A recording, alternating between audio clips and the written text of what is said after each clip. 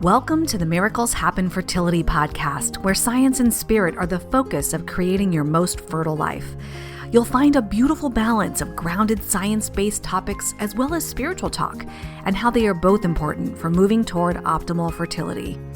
Empower yourself along with me. I'm your host, Dr. Maria Rothenberger, a fellow fertility friend, therapist, coach, best-selling author, and spirit baby intuitive. Let's get started. Hi, welcome back to the Miracles Happen Fertility podcast. This is Maria Rothenberger, and today we are talking about a slightly controversial topic. If I believe that I will have a baby, will I? Will I in fact have a baby? Does it only require belief? And this topic came up because I got an inquiry recently from somebody who wants to be interviewed on my podcast. And one of the things that she touts is that she believes that everybody who believes they will be a parent will in fact become a parent. And as it stands right now, I disagree. Now, I am optimistic to the max. And I think there are lots of things that need to be, addressed here before we can say, yes or no about that. In fact, I think it's probably somewhere, it's a gray area.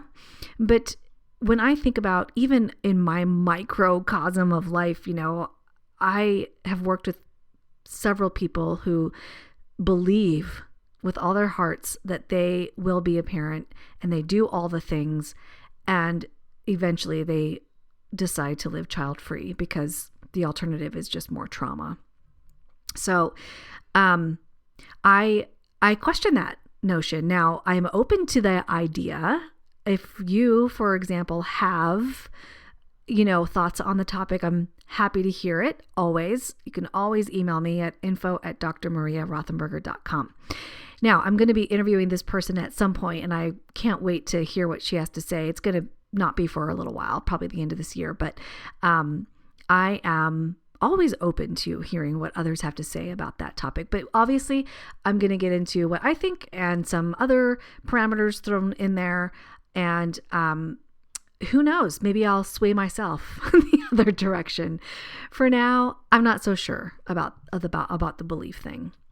But before we get started on that topic, of course, just checking in on the Miracles Happen Fertility Center and what you can find there. I, a while ago, created a Patreon account and had to stop it because it just took up so much of my time, and I had to simplify for 2022.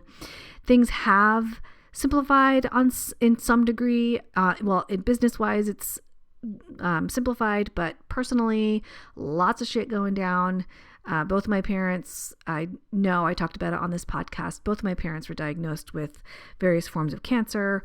My stepdad just had surgery to remove his bladder because chemo didn't work completely. So that's going down.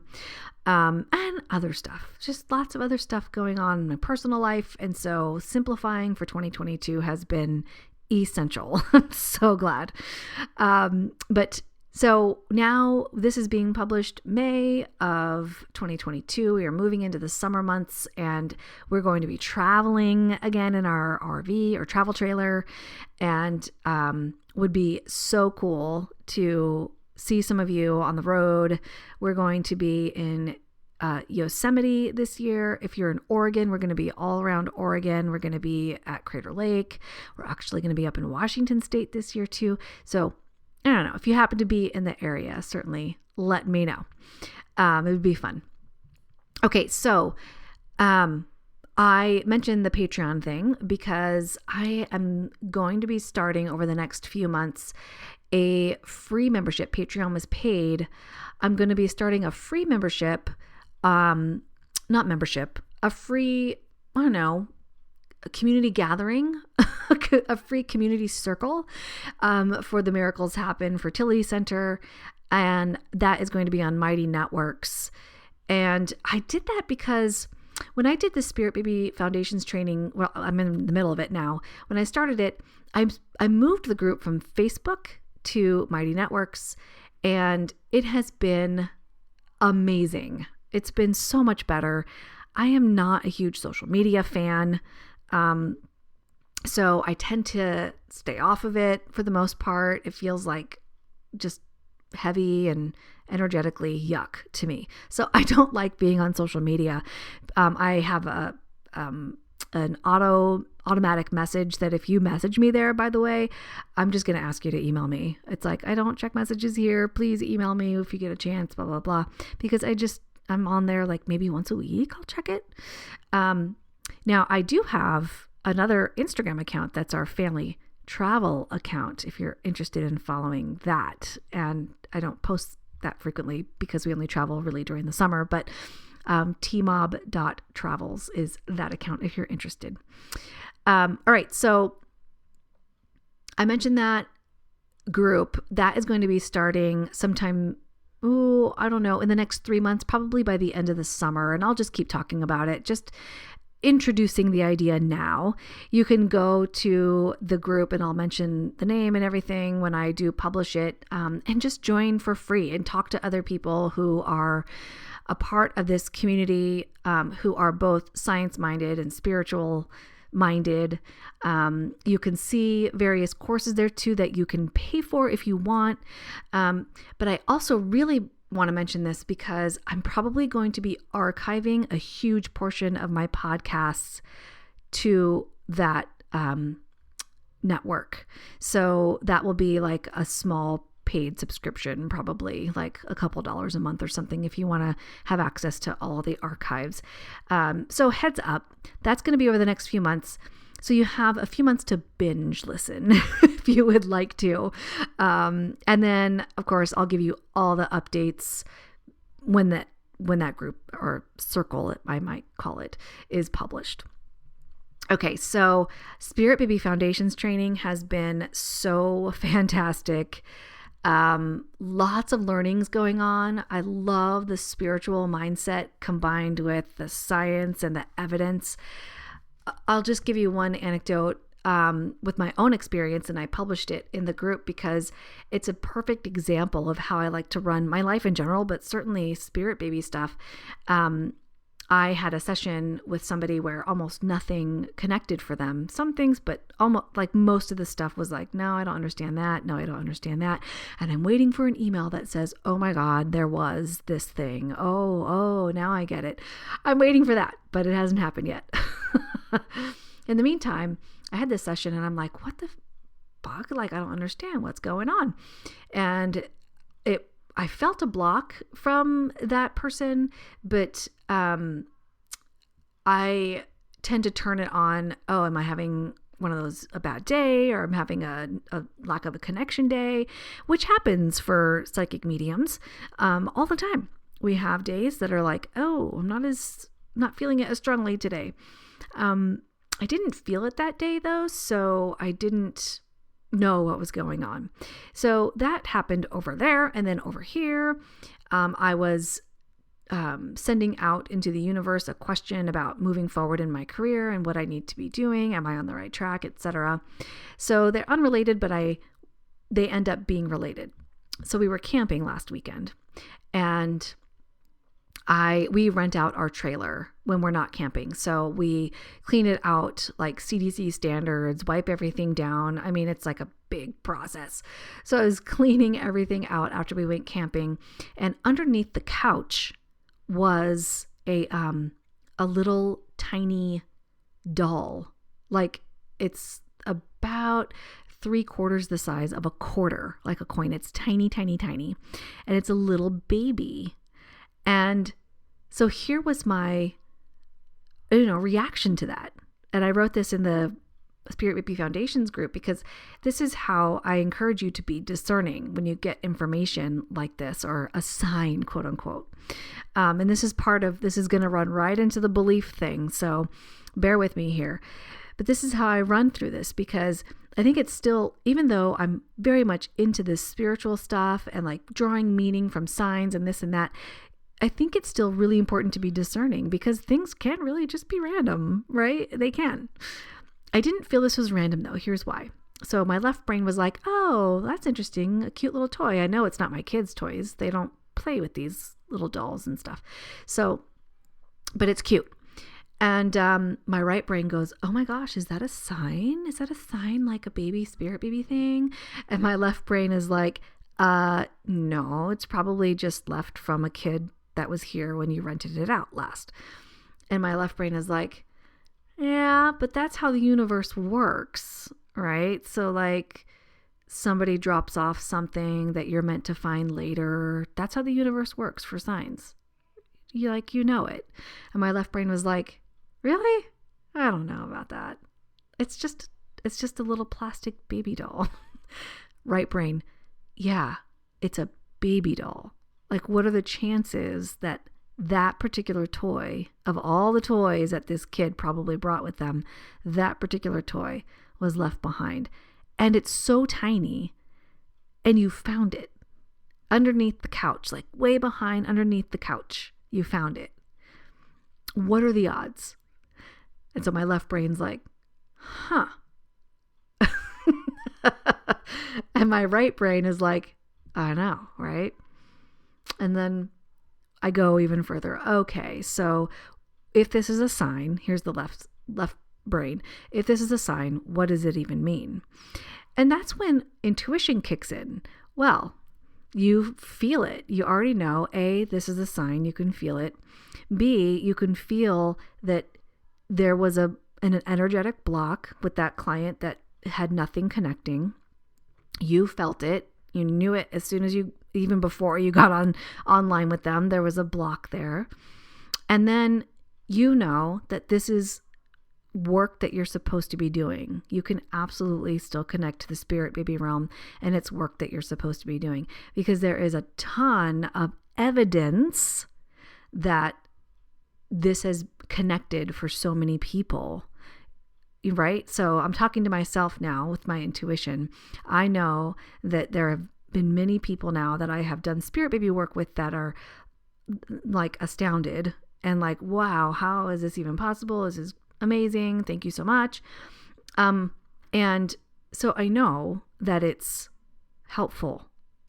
Even if for one person, I'm glad to do it, but certainly it's been for a lot of people. And so it was validation to me in this little tiny toy that this is what I'm supposed to be doing. And so now, A, that is my process for how I run through signs like that. And then B, that little tiny 3/4 inch baby doll toy is now sitting with my crystals on a shelf somewhere as a reminder, like, you can do this. You're still connecting. You know that you are. So it's really cool.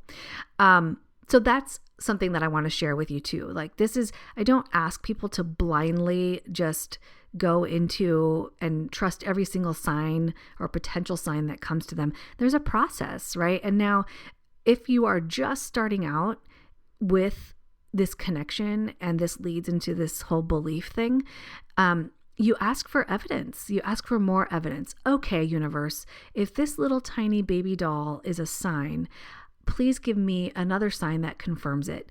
And you can be specific. Now, it does take a little bit longer sometimes when you are specific, but you can say, hey, show me a pink car. I've mentioned that before, right? Or show me a purple rock, or, whatever it is that you ask for it. And if you need even more evidence, ask again. That is how you create this belief or this trust in your own intuition. Okay, so now let's talk about belief. I would be remiss if I didn't mention Dr. Bruce Lipton, who wrote the book, The Biology of Belief. Now, I know that I've mentioned Dr. Bruce Lipton on here many times, so bear with me if you've heard me mention him before.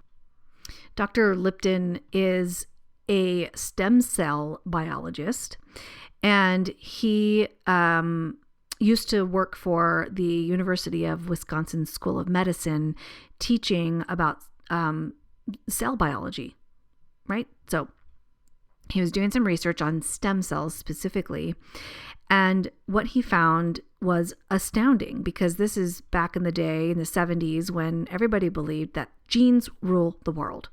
Our genes are everything.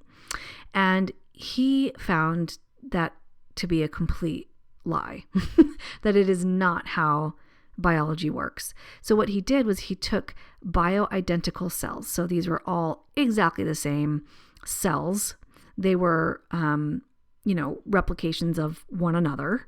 And he took and put them in different mediums. So one was placed in a petri dish with one kind of substance as a medium, and the next one in a different kind of substance, et cetera, et cetera. And what happened was absolutely astounding, because you would think that those cells have the exact same genes, therefore they will grow into the exact same thing. That's not what happened. What happened was one became muscle tissue, another became a different kind of tissue, and so on. This defies everything about what we knew at that point, or what we were being educated on at the time, especially in medical school. And I think, if memory serves, he was asked to shut this up, or even he quit or something, he had to leave the university because he needed to teach the truth, and it's not what people wanted to hear, apparently, which is that cells do not control us, genes do not control us. What changes the expression of the cell, the expression of the genes, is the environment. So think about that for a minute. The environment, what is around us, what is around the cell, changes what happens in the cell. Okay, so that's your basic.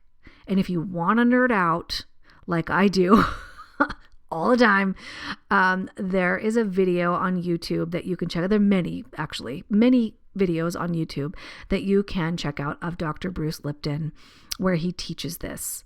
And you can see exactly the mechanics of the environment changing what happens with the cell. Now, some people say that the environment turns on or turns off genes. That's not exactly right. It's more accurate to say it changes which genes are being expressed and which are not. So I'll use that phrasing. So, so belief, this is how we get into this connection. Okay, he wrote this book, Biology of Belief. Obviously, nerd out in the actual book too if you want to, but if you don't want to pick up the book, check out his many, many videos on YouTube. So what Dr. Lipton teaches is that when we have a thought, there is released into the body a certain matching chemistry. Now, for example, if we have a loving thought, that could be like oxytocin, among other molecules, I'm sure. But the idea is that these molecules, this chemistry is released into the bloodstream and throughout the body, and cells that have receptor sites for those particular pieces of chemistry receive them onto the cells, and then the genes that match that particular chemistry are then expressed. So, this is a very, very simplistic way of talking about this, by the way. So I encourage you to do your own research, look it up as usual. But the idea then is, if you have these thoughts around belief, let's just say, I can't get pregnant is a thought. Okay. Your body releases the resultant chemistry and sends it to the cells. And the cells that are related to fertility, etc., are like, oh, okay. And so the genes that you already are predisposed to, like for myself, endometriosis, is expressed. Now, again, very simplistic way of saying this. And it's probably way more accurate to say the thought, I can't get pregnant, is a stressful thought. Therefore, the resultant chemistry, cortisol, adrenaline, all the stressful hormones and pieces of chemistry are released into the bloodstream, and that is all communicated to all the cells in my body. It's probably more accurate to say that. So we're talking about stressful thoughts or calming thoughts. I like to say it from, here's my mental health hat. I like to say it from the perspective of, is this a loving thought or is this a fearful thought? And of course, things related to infertility, not being able to be a parent, stressful thoughts, right? I'm not sure if this cycle is going to work. A stressful thought. Your body receives that message. Now, here's the issue. Most people, when they start hearing that they have to really believe, then they start blaming themselves when shit doesn't work out. And what does blame feel like? More stressful thoughts. And then how does the body respond? The expression of stressful genes. Ah! Right? Also, people, especially in Western society, think that things need to happen like now. Well, I believed, and so I should have gotten pregnant in my next cycle. But that's not what happens. The biology is so slow. Healing can be so slow comparatively, right? When we begin truly believing in things, it kind of takes a while. It takes a while for things to start shifting in our bodies. Energetically, it's instantaneous. But in our bodies, they're just so slow to catch up, man. Even though everything is energy, it's so dense on this plane. So it takes a while. I remember talking about, I think I talked about this a couple podcast episodes ago. But somebody had asked me about, not having biological children myself. And today, by the way, is the day 10 years ago that my first son came home. Yay. You can do a search on my website for choosing adoption. And there are 3 articles there about it. All right. So that was a side note. I digress. But right. So somebody asked about that. If you were so zen and so chill, why didn't you have any biological children? Why didn't you, how do you explain that to people? Basically is what they asked me. And I say there's 2 things. One, I knew in my very being that fertility treatments were no longer for me. I knew it. I felt it. I was free when I made that decision to say F you to fertility treatments. I was so great about letting that go. I just knew it wasn't for me.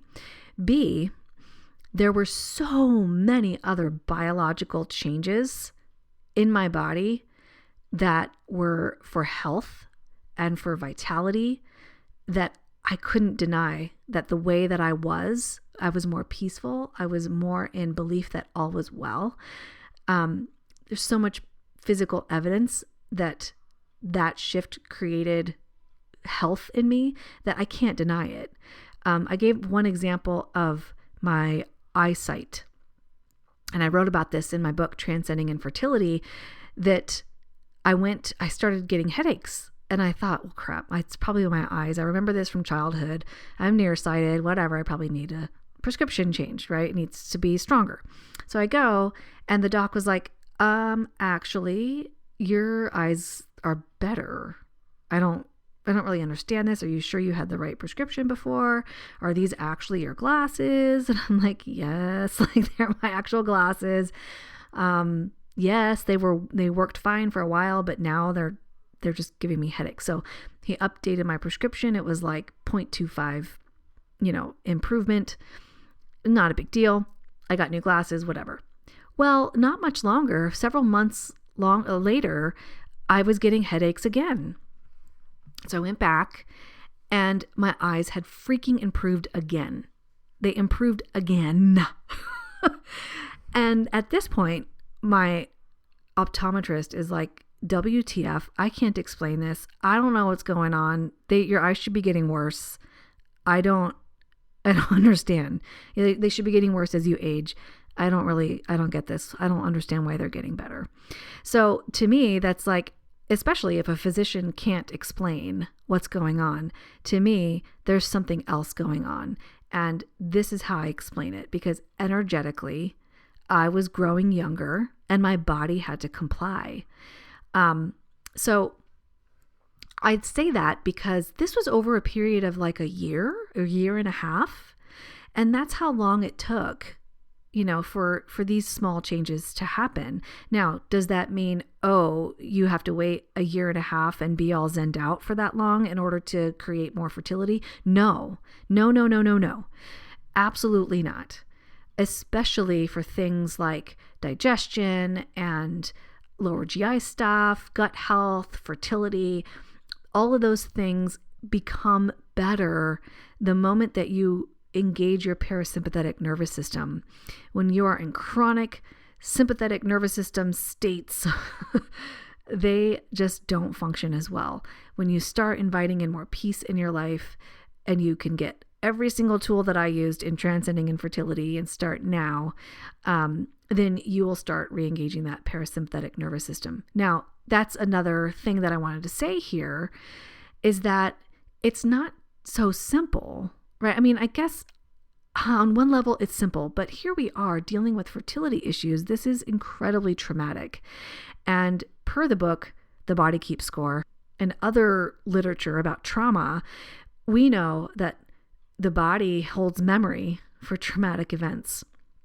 So now, can that be healed? Well, yes, it can be healed quite quickly. I've mentioned Dr. Joe Dispenza too, where he had broken his spine and healed it through this kind of work. I feel like these people are superpower people, right? For us average Janes and Joes, it's not so easy, right? And of course, this is my mental health hat too. I moving through trauma takes time. It's a process, and it oftentimes gets worse before it gets better. And so I think this is complicated when you're living as a human being on this planet. It's not like, you just believe and everything will work out. No, there's a lot of shit to do before that. Yes, absolutely. Start believing. Re-engage your parasympathetic nervous system. Do all these things. Connect with your spirit, baby. Do all these spiritual things as well. I actually was looking up research for this podcast episode about belief and fertility.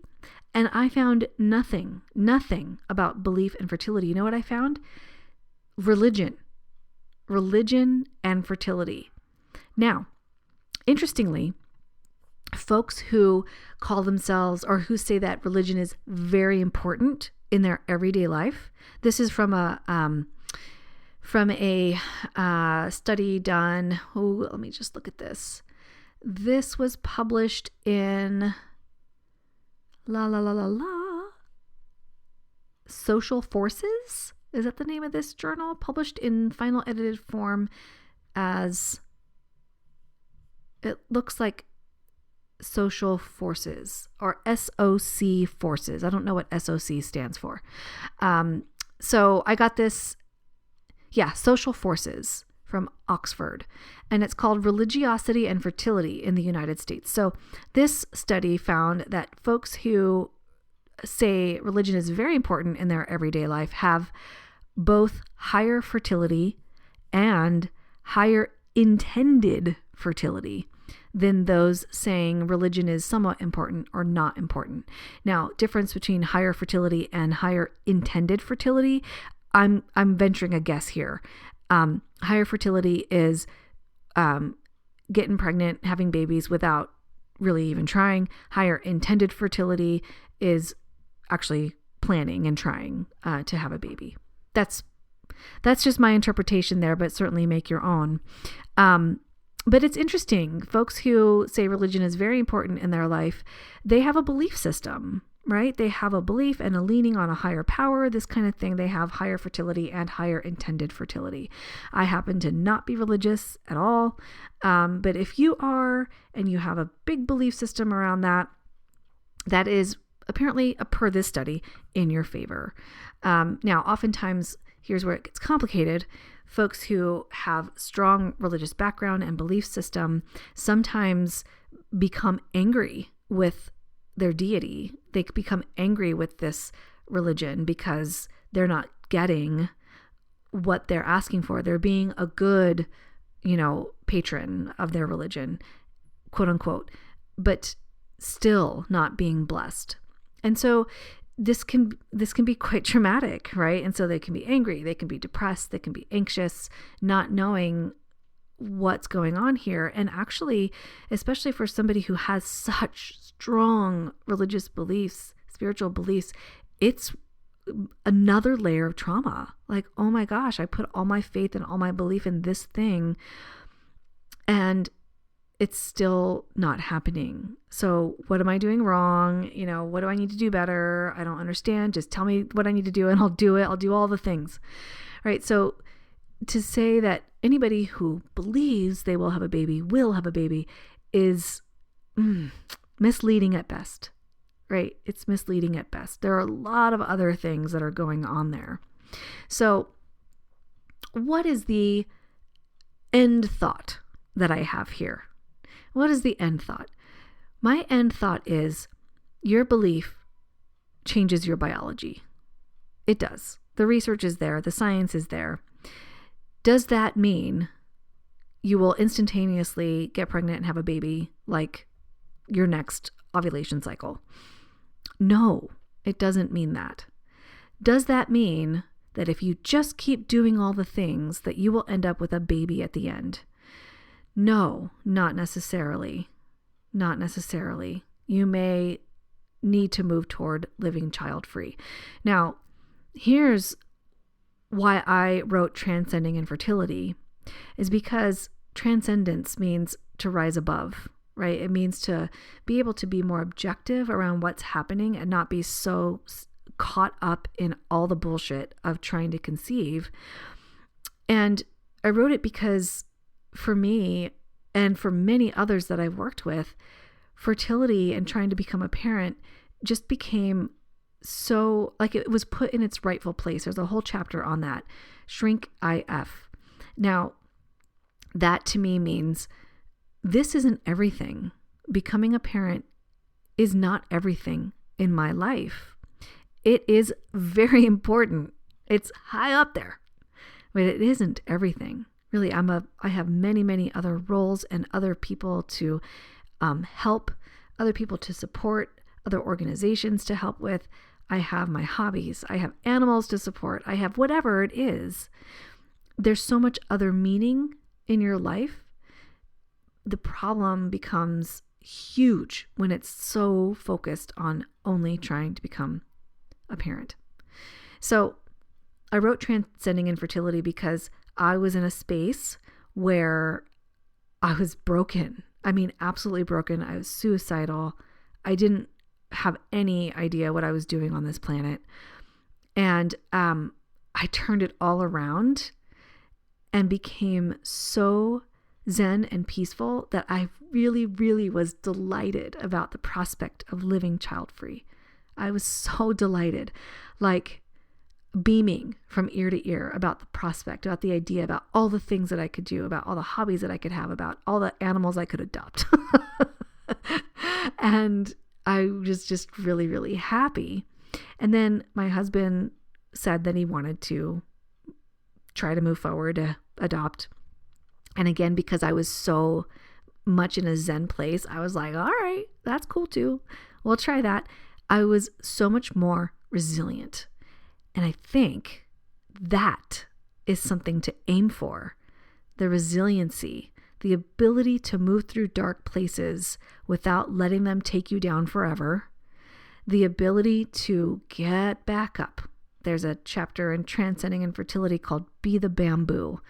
And what I mean by that is that a bamboo tree in a hurricane does not snap. It just lays down and lets the wind move over, lets the rain come, lets the storm pass through. And then after the storm leaves, yeah, it's not going to pop back up completely like within an hour or two. It's going to take some time. Needs to dry out, needs to heal, and slowly but surely pops back up and says, okay, here I am, ready for another storm. Here I am, ready to go. Whereas another tree who's super, super, strong can crack easily in a massive hurricane or be uprooted. So I ask you to be the bamboo I ask you to transcend, to look at your situation objectively. Yes, hold belief. Yeah, I think that that's really important and useful, and to be open to the possibility of what can come when you begin creating these changes. It's not, it becomes less about this desperate desire for a baby in your arms, and it becomes more about living again, living your life. You'll feel that switch. And here's the ironic thing. When you do let go like that, when you begin living your life like that, on an energetic level, the things that you really tune into in your life are drawn to you. They just are. It's like freaking magic. I'm reading a book right now called Real Magic. It's astounding. Side note, I'm giving you all kinds of resources today. So, and this is how I feel my first son came to us, is through real magic. I had let go. I had, religious people would say I let go and let God, or Jesus take the wheel, And I did that. Not even being a religious person, I let go and let the universe take over. I said, I am going to create joy right now, today, in this moment. I'm practicing mindfulness. I'm meditating. I am being in my garden. I'm being with my animals. I'm being with my husband. I'm planning for my future, but living for now. And that's when, I'm telling you, magic started happening. Things around us were like churning, like so fast. I felt like I had whiplash. And before I knew it, I was getting a call from the adoption agency saying, hey, there's this situation that freaking never happens that's happening right now. And you're being called because you are in the same state as this child who now needs a home. P.S. You need to decide in 24 hours if you want to adopt him, and then take custody in 48 hours. To say we were freaked the fuck out is an understatement. But that is what happened. And it's magic. It's magical. There's no other way to explain this. Yeah, we put some parameters in place. When we moved through it, we had a belief that this could happen. We let it go. I can't speak for my husband, but my physical body was so much healthier. So much had changed for the better. I was glowing, was delighted about life. And then this happened. So I can talk forever about this. I encourage you to look on my website, look for do a search for the article, Choosing Adoption, Part 1, start there. I also encourage you to pick up my book, Transcending Infertility. It's got every single step in there. I truly wrote this not for like any kind of recognition. Really, I don't give a crap about that. I just want people to grow and learn and be well again through fertility crap. It's so dark. I've been there. I know it. And yes, you can begin working on your belief if you let go of the outcome. Okay. Let go of the outcome. If I believe, then I will have a baby. If you let go of the outcome and just work on your belief, this will feel so much easier. It will. I can say a lot more, as I said, but I'll be talking your ear off and rambling. So with that said, I wish you ultimate belief, ultimate peace and zen, and movement toward your dreams coming true. I wish you all the best manifesting techniques out there. I wish you connection to your spirit, baby. And if you have questions or thoughts, please don't hesitate to email me, info@drmariarothenberger.com. If nothing else, head over to my website, drmariarothenberger.com, and sign up for the newsletter. You'll get some useful information there. It's pretty infrequent. I do a monthly oracle reading too, if you want to know what to look for in a coming month. And that is that. Until next time, my friend, be well.